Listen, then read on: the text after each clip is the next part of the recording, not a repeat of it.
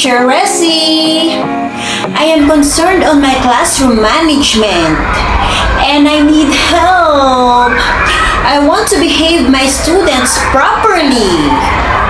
How? Can you please help me? Should I use behaviorism learning theory to shape my students' appropriate behavior? What do you think, guys? Okay, let's find out what behaviorism is all about. Behaviorism is a learning theory based on the idea that behavior can be controlled or modified based on the antecedents and consequences of a behavior. A behavior will only occur if given the right environment or antecedent. The behavior is more or less likely to reoccur based on the reinforcements or consequences that follow, such as rewards and punishments. John B. Watson, known as the father of behaviorism, and Burroughs Frederick Skinner are the two principal originators of behaviorist approaches to learning. Watson believed that human behavior is prompted by specific stimuli, while Skinner believed that behavior is controlled through positive and negative consequences. Watson's view of learning was partly influenced by Ivan Pavlov. According to Pavlov, behavior is acquired through conditioning. Conditioning is an established manner that occurs through interaction with the environment. There were two major types of conditioning: the classical and the operant conditioning. Ivan Petrovich Pavlov's classical conditioning asserts that an individual learns when a previously neutral stimulus is repeatedly paired with an unconditioned stimulus until a neutral stimulus evokes a conditioned or desired response. But today, we should focus on Burroughs Frederick Skinner's operant conditioning and reinforcement. This type of conditioning stresses the use of pleasant and unpleasant consequences to control the occurrence of behavior. There were four types of reinforcer: the primary, secondary, positive, and negative reinforcer. Primary reinforcer is a stimulus that is related to both biological and physiological needs such as food, clothing, shelter, warmth, human touch, etc. Example of it is this.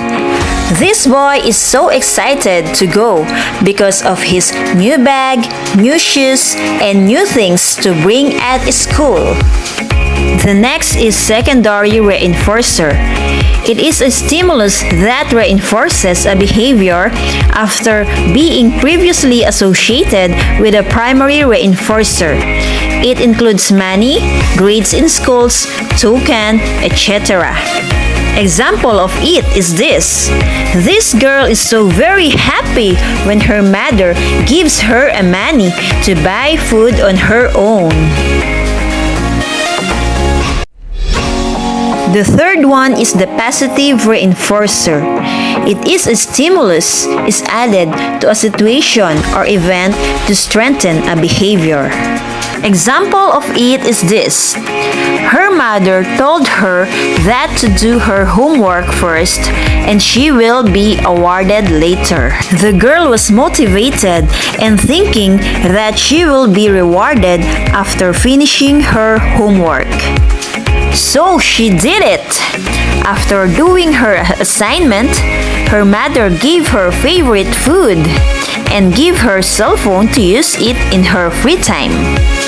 This way, the child repeatedly doing same scenario again, and that's what we call the positive reinforcer. The last one is the negative reinforcer.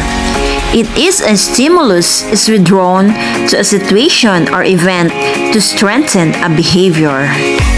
Example of it is this. This teenager get a lower remarks on her class card, so her mother got angry and confiscated her cell phone.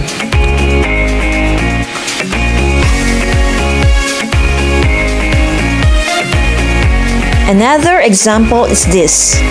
The mother confiscated her daughter's cell phone to do her homework first and gave it back after doing her homework. It is a negative reinforcer wherein you punish appropriately.